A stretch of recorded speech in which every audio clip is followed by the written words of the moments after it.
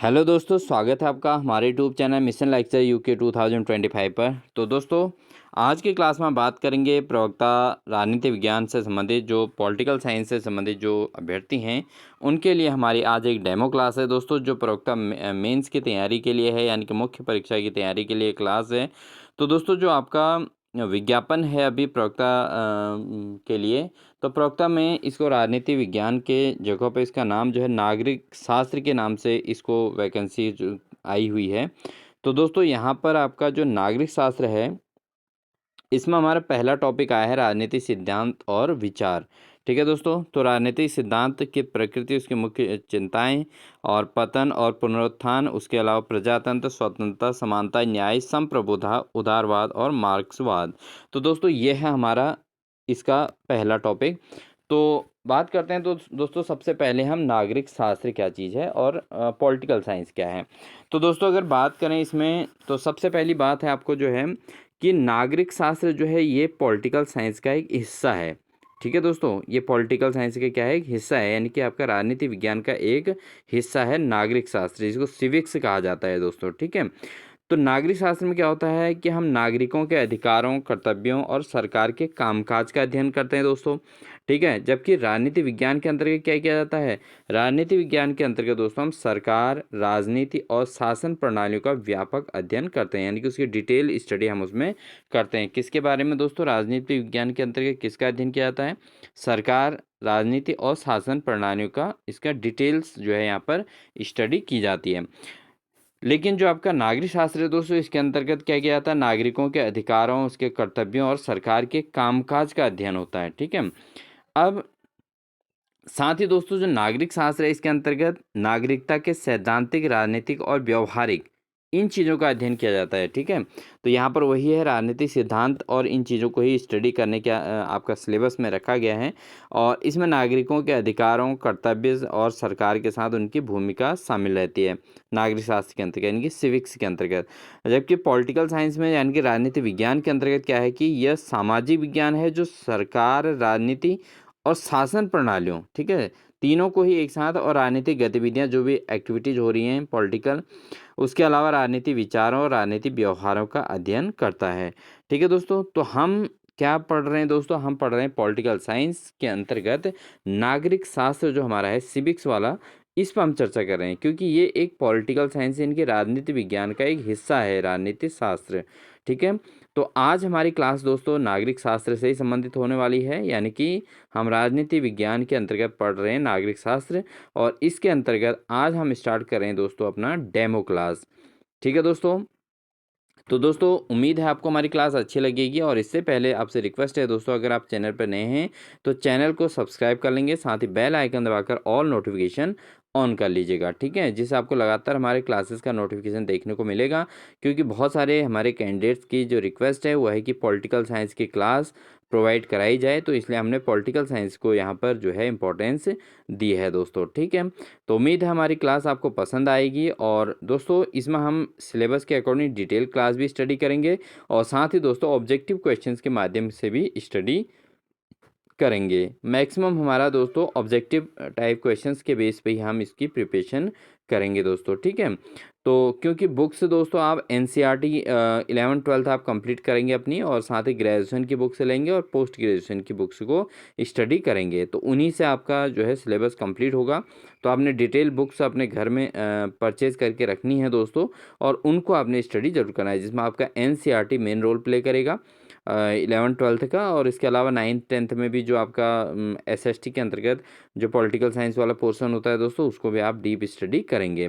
और साथ ही ग्रेजुएशन में आप ग्रेजुएशन में अपने पॉलिटिकल साइंस की बुक्स को उनको बिल्कुल स्टडी करेंगे, साथ ही पोस्ट ग्रेजुएशन के अंतर्गत जो आपका पॉलिटिकल साइंस रहा है वो बुक्स आपने परचेज कर लेनी है, यानी कि अपने पास जो हैं उनको स्टडी करना है, अदरवाइज आप नई बुक्स भी परचेज कर सकते हैं। तो दोस्तों, क्योंकि जब आप जॉब लेनी है तो थोड़ा मेहनत करनी पड़ेगी, तो आप डिटेल स्टडी आप करेंगे ही, साथ में दोस्तों हमारे द्वारा आपको ऑब्जेक्टिव के माध्यम से आपके प्रिपरेशन को मजबूती प्रदान की जाएगी, और आप डेली हमारी क्लास को जो है वॉच करके अपने आप को इवेल्युएट कर सकते हैं। और यहाँ पर जो क्लासेस आएंगी दोस्तों वो आपके टॉपिक वाइज ही रहेंगी।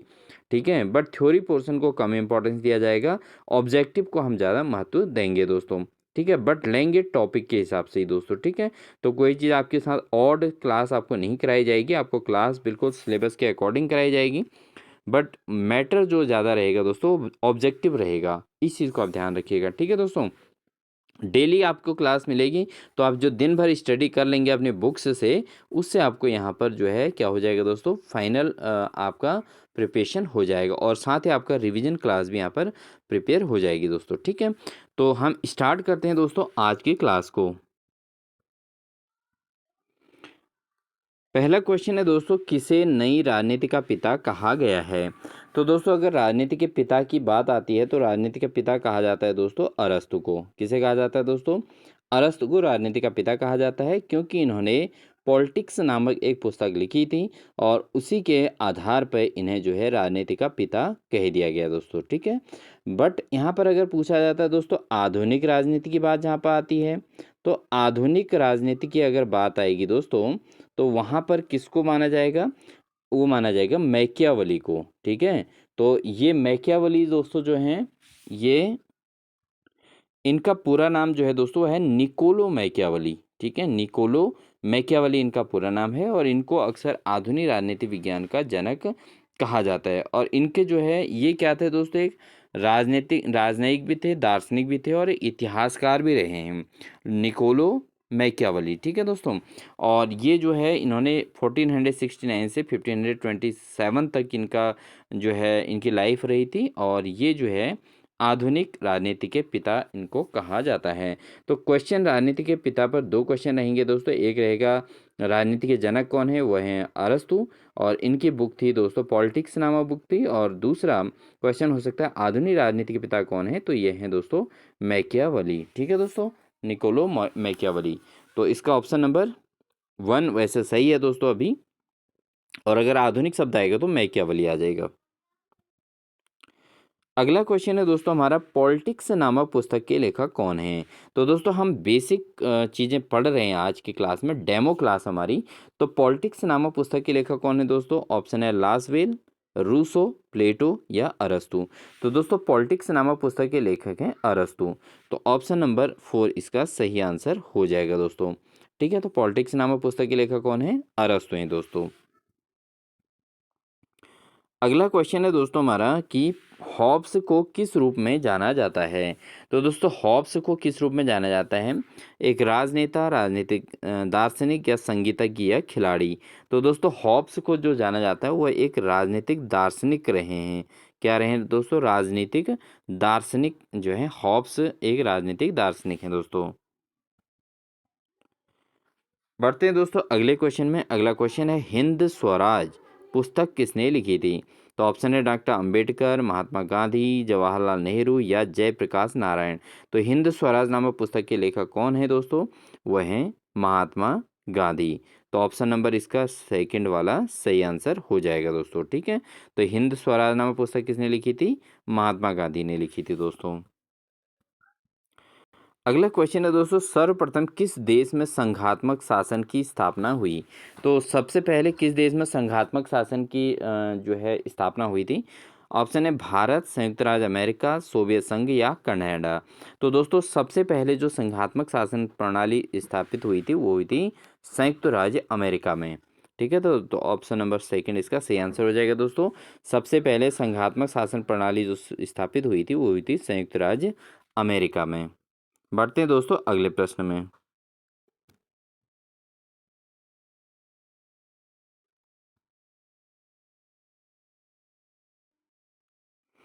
अगला क्वेश्चन हमारा है दोस्तों, अरस्तु ने मनुष्य को स्वभाव से कैसा प्राणी बताया है।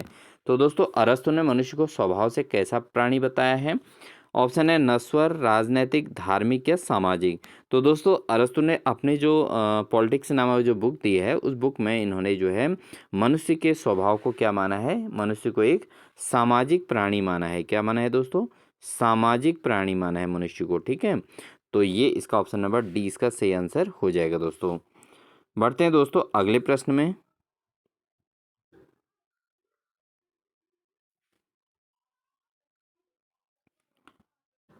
अगला क्वेश्चन है दोस्तों, राजनीति विज्ञान के अध्ययन क्षेत्र में व्यवहारवादी क्रांति किस देश में हुई थी। तो दोस्तों जब राजनीति विज्ञान के अध्ययन क्षेत्र में जो व्यवहारवादी क्रांति स्थापित हुई थी दोस्तों, वो हुई थी सबसे पहले संयुक्त राज्य अमेरिका में। कहाँ हुई थी दोस्तों? संयुक्त राज्य अमेरिका में दोस्तों सर्वप्रथम जो है राजनीति विज्ञान के अध्ययन में व्यवहारवादी क्रांति हुई थी। ठीक है, ये संयुक्त राज्य अमेरिका में। बढ़ते हैं दोस्तों अगले क्वेश्चन में। अगला क्वेश्चन है, निम्न में से किसने राजनीति को शक्ति का विज्ञान कहा है? तो दोस्तों इनमें से किस जो है राजनीतिज्ञ ने राजनीति को शक्ति का विज्ञान कहा है? तो ऑप्शन है लॉक, रॉबसन या मिल या कैटलिन। तो दोस्तों किसने कहा है दोस्तों राजनीति को शक्ति का विज्ञान? ये कहा है दोस्तों कैटलिन ने। तो कैटलिन ने यह माना है कि दोस्तों राजनीति क्या है? एक शक्ति है, और शक्ति का साइंस ऑफ पावर। ठीक है दोस्तों, अपनी शक्ति को दिखाना ही राजनीति इन्होंने माना है दोस्तों। ठीक है, बढ़ते हैं दोस्तों अगले क्वेश्चन में। आधुनिक काल में सर्वप्रथम यह किसने सिद्ध किया कि स्वतंत्रता मानव मात्र का मौलिक अधिकार है? तो दोस्तों आधुनिक काल में सबसे पहले यह सिद्ध किसने किया था कि स्वतंत्रता मानव मात्र का मौलिक अधिकार है? तो ऑप्शन है रूसो, अरस्तु, जवाहरलाल नेहरू या गांधी जी ने। तो दोस्तों आधुनिक काल में सर्वप्रथम जो सिद्ध किया था वो किया था रूसो ने कहा था कि स्वतंत्रता मानव मात्र का मौलिक अधिकार है। ठीक है, तो ये बात इन्होंने कही थी आधुनिक काल के अंतर्गत। ये बात कही थी स्वतंत्रता मानव मात्र का मौलिक अधिकार है। किसने कहा था? ये कहा था दोस्तों रूसो ने। तो ऑप्शन नंबर ए इसका बिल्कुल सही आंसर हो जाएगा दोस्तों। अगला क्वेश्चन है दोस्तों, सरकारें कैसे बनती है और कैसे कार्य करती हैं, यह स्पष्ट कैसे होता है? तो दोस्तों जो सरकारें बनती है और कार्य कैसे करती हैं, स्पष्ट किससे होता है? ये होता है दोस्तों राजनीति से। ठीक है ना, तो ये जो है सरकारों के बनने और उनके कार्य करने की प्रणाली जो स्पष्ट होगी किससे होगी दोस्तों? पॉलिटिक्स से होगी, राजनीति से होगी। तो ऑप्शन नंबर ए इसका बिल्कुल सही आंसर हो जाएगा। बढ़ते हैं दोस्तों अगले क्वेश्चन में। अगला क्वेश्चन है, वर्तमान समय में किसी भी लोकतंत्र में एक महत्वपूर्ण गैर राज्य अभिनेता हैं। तो दोस्तों ये जो है वर्तमान समय में किसी भी लोकतंत्र में एक महत्वपूर्ण गैर राज्य अभिनेता है, तो क्या है दोस्तों? वो है नागरिक समाज संगठन। तो दोस्तों जो नागरिक समाज संगठन होगा वो वर्तमान समय में किसी भी लोकतंत्र में एक गैर राज्य अभिनेता की तरह वहाँ पर महत्वपूर्ण तरीके से कार्य करेगा। ठीक है, तो नागरिक जो समाज में नागरिक संगठन हैं दोस्तों, वही एक महत्वपूर्ण गैर राज्य अभिनेता के तौर पर कार्य करते हैं। तो ऑप्शन नंबर 3 इसका सही आंसर हो जाएगा दोस्तों। अगला क्वेश्चन है दोस्तों, उस नेता की पहचान करें जिसने अनुसूचित जाति के हितों की वकालत की थी। तो दोस्तों यहाँ पर दिए हैं 4 ऑप्शन, जिसमें मैकियावेली हो गया, जिन्हें आधुनिक राजनीति का जनक कहा जाता है। वी आर अम्बेडकर संविधान निर्माता हैं।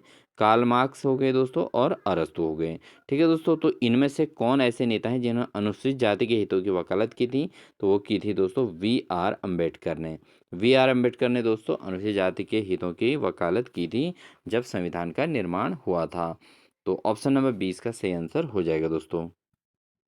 बढ़ते हैं दोस्तों अगले प्रश्न में। अगला प्रश्न है, एक राजनीतिक दल के पास क्या क्या होते हैं दोस्तों? पार्टी मुख्यालय, एक विचारधारा, सत्ता चाहने वाले राजनेता और एक मजबूत वोट बैंक होना चाहिए। तो दोस्तों इसमें से क्या होना चाहिए?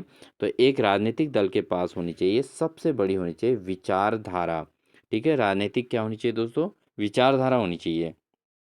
अगर पॉलिटिकल थिंकिंग नहीं होगी, राजनीतिक सोच नहीं होगी दोस्तों, तो ऐसी स्थिति में पार्टी मुख्यालय भी किसी काम का नहीं है। सत्ता चाहने के वाले राजनेता अगर उनके अंदर विचारधाराएं राजनीतिक नहीं होंगी तो वो कुछ नहीं कर सकते हैं। और मजबूत वोट बैंक का भी क्या ही करना दोस्तों। इसलिए जो होता है किसी भी राजनीतिक पार्टी का जो ग्रोथ होता है दोस्तों, वो उसकी पार्टी में कितने राजनीतिक विचारधारा वाले लोग हैं इस पर डिपेंड करता है। और उसी आधार पर वो जनता को लुभाने वाला कार्य करते हैं, और उसके आधार पर उनका मजबूत वोट बैंक अपने आप ही तैयार हो जाता है दोस्तों। तो एक राजनीतिक दल के पास क्या होना चाहिए? राजनीतिक विचारधारा होनी जरूरी है दोस्तों। अगला क्वेश्चन है दोस्तों हमारा, शक्तियों के पृथक्करण की अवधारणा किसके द्वारा दी गई है? तो दोस्तों जो शक्तियों के पृथक्करण की अवधारणा है वो किसके द्वारा दी गई थी? ये दी गई थी दोस्तों मॉन्टेस्क्यू के द्वारा। किसके द्वारा? मॉन्टेस्क्यू ने दोस्तों शक्तियों के पृथक्करण की अवधारणा दी थी दोस्तों। तो ऑप्शन नंबर डी इसका सही आंसर हो जाएगा दोस्तों। ठीक है, बढ़ते हैं दोस्तों अगले प्रश्न में। अगला क्वेश्चन है दोस्तों, आधुनिक दृष्टिकोण से जुड़े विचारक को पहचानें। तो दोस्तों जो आधुनिक जो मॉडर्न थिंकिंग वाले लोग हैं उनको पहचानिए कह रहा है यहाँ पे। तो डेविन ईस्टर्न, प्लेटो, अरस्तु या सुकरात। तो अगर हम बात करें तो दोस्तों यहाँ पर जो आधुनिक दृष्टिकोण से जुड़े विचारक हैं वो हैं दोस्तों डेविड ईस्टर्न। ठीक है, डेविड ईस्टर्न दोस्तों आधुनिक दृष्टिकोण से जुड़े हुए विचारक हैं। प्लेटो, अरस्तु और सुकरात दोस्तों ये तीनों के तीनों एक साथ से ही जो है एक दूसरे के शिष्य रहे हैं दोस्तों। अगला क्वेश्चन है दोस्तों, राजनीति को दो अलग अलग भागों सैद्धांतिक राजनीति और व्यवहारिक राजनीति में किसने परिभाषित किया था। तो दोस्तों जो राजनीति है उसको दो अलग अलग भागों में सैद्धांतिक राजनीति और व्यवहारिक राजनीति के रूप में किसने विभाजित किया था। दोस्तों ये किया था पोलोच ने। किसने किया था दोस्तों, ये किया था दोस्तों पोलोच ने दोस्तों। राजनीति को दो अलग अलग भागों में सैद्धांतिक राजनीति और व्यवहारिक राजनीति में विभाजित किया था दोस्तों। तो ऑप्शन नंबर सी इसका सही आंसर हो जाएगा। बढ़ते हैं दोस्तों अगले क्वेश्चन में। मनुष्य स्वभाव से एक सामाजिक और राजनीतिक प्राणी है, यह किसके दर्शन के आधार है। तो दोस्तों अगर मनुष्य स्वभाव एक सामाजिक और राजनीतिक प्राणी है तो ये किसके दर्शन का आधार है दोस्तों, ये है दोस्तों अरस्तु का। तो अरस्तु ने अपने दर्शन शास्त्र में कहा था कि मनुष्य स्वभाव से एक सामाजिक और राजनीतिक प्राणी है। ठीक है दोस्तों, और ये तथ्य बिल्कुल सही भी है दोस्तों। ठीक है, क्योंकि मनुष्य का स्वभाव क्या होता है दोस्तों, सामाजिक भी होता है और राजनीतिक दृष्टिकोण भी इसके अंतर्गत होता है। तो ऑप्शन नंबर सी इसका सही आंसर हो जाएगा। अगला क्वेश्चन है दोस्तों, यह सिद्धांत थ्योरिया शब्द से लिया गया है जो निम्नलिखित से लिया गया है। तो दोस्तों जो सिद्धांत थ्योरिया शब्द से लिया गया है तो वो थ्योरिया जो शब्द है वो किससे लिया गया है। तो ऑप्शन है ग्रीक शब्द, अंग्रेजी या रोमन या लैटिन। तो दोस्तों जो थ्योरिया शब्द है वो किस भाषा का है, वो है ग्रीक भाषा का शब्द है। कौन सी भाषा का शब्द है दोस्तों, ग्रीक भाषा का। तो ऑप्शन नंबर ए इसका सही आंसर हो जाएगा। अगला क्वेश्चन है दोस्तों, पॉलिटिक्स शब्द की उत्पत्ति निम्नलिखित से हुई है। तो पॉलिटिकल साइंस दोस्तों आप जो पढ़ रहे हैं तो उसमें जो पॉलिटिक्स शब्द है, इस पॉलिटिक्स शब्द की उत्पत्ति किससे हुई है। तो दोस्तों ये हुई है ग्रीक भाषा के ग्रीक शब्द पोलिस से। किससे हुई है दोस्तों, पोलिस। जो जो दोस्तों पोलिस शब्द है इसके द्वारा दोस्तों, ये ग्रीक भाषा का शब्द है और इसी से बना है दोस्तों पॉलिटिक्स। क्या बना है, पॉलिटिक्स। तो ऑप्शन नंबर 20 का सही आंसर हो जाएगा। अगला क्वेश्चन है दोस्तों हमारा, मनुष्य अद्वितीय है क्योंकि वे। तो दोस्तों मनुष्य अद्वितीय है, इसलिए अद्वितीय है दोस्तों क्योंकि एक तो वो तर्क और चिंतन शक्ति रखते हैं। ठीक है दोस्तों, तर्क भी है और चिंतन करने की क्षमता भी है और उस पर अपना तर्क वितर्क देने की क्षमता भी है। तो इसलिए मनुष्य एक अद्वितीय प्राणी है, अद्वितीय है। ठीक है, अब इसमें अगर देखें सामाजिक प्राणी हो, समाज पर निर्भर है, ऐसा भी हो सकता है। राजनीति में भाग लेते हैं, ये भी करता है, कभी एक दूसरे से नहीं लड़ते हैं, ये तो खैर कॉमन सी बात है, हो भी सकता है नहीं भी हो सकता है। बट अगर इसमें सबसे बेस्ट चीज़ आंसर है दोस्तों वह है, एक तो मनुष्य में क्या है, चिंतन शक्ति, चिंतन करने की शक्ति है, समझने सोचने समझने की क्षमता है, और दूसरा ये जो है तर्क भी कर सकता है, अपनी बातों को लॉजिकली अपने बातों को प्रूव भी कर सकते हैं। तो ये इसलिए मनुष्य एक अद्वितीय प्राणी है। तो दोस्तों ये हमारी पॉलिटिकल की डेमो क्लास है दोस्तों। अब हम जब आगे क्लास बढ़ाएंगे तो इसमें क्या होगा दोस्तों कि हम इसके सिलेबस के अकॉर्डिंग इसके टॉपिक को थ्योरेटिकल और ऑब्जेक्टिव दोनों मोड में इसको पढ़ने का प्रयास करेंगे और आपके लिए बेस्ट कंटेंट लाने का प्रयास करेंगे। और अगर आपको हमारा पढ़ाया हुआ ये क्लास अच्छी लग रही है तो प्लीज़ कमेंट सेक्शन में ज़रूर बताइएगा दोस्तों। इसलिए तब आपके लिए लगातार क्लासेस प्रोवाइड कराई जाएंगी और हमारी ये क्लास का एक निरंतरता के लिए हम इसके लिए एक टाइमिंग फिक्स करेंगे दोस्तों। डिपेंड करेगा कि आपके द्वारा जो है इस पर कितना रेस्पॉन्स दिया जाता है। ठीक है दोस्तों, तो इसलिए जो है अपना ज़रूर कमेंट सेक्शन में अपना रेस्पॉन्स दीजिए और साथ ही ये भी बताइए कि आपको किस प्रकार का से कंटेंट इस में जो है क्लास के अंतर्गत चाहिए है। ठीक है, और अपनी ओर से हमारा प्रयास पूरा अच्छा रहेगा और आपके लिए क्लासेस अच्छे से प्रोवाइड कराई जाएंगी। और तो मिलते हैं दोस्तों आपको नेक्स्ट क्लास में, तब तक के लिए आप अपना ध्यान रखिए। चैनल पर नए हैं तो चैनल को सब्सक्राइब जरूर कर लीजिएगा, बेल आइकन दबाकर ऑल नोटिफिकेशन ऑन कर लीजिएगा, जिससे इसी प्रकार की क्लासेस आपका नोटिफिकेशन आप तक लगातार पहुंचते रहेगा। मिलते हैं आपको नेक्स्ट बेहतरीन क्लास के साथ, तब तक के लिए wish you all the best.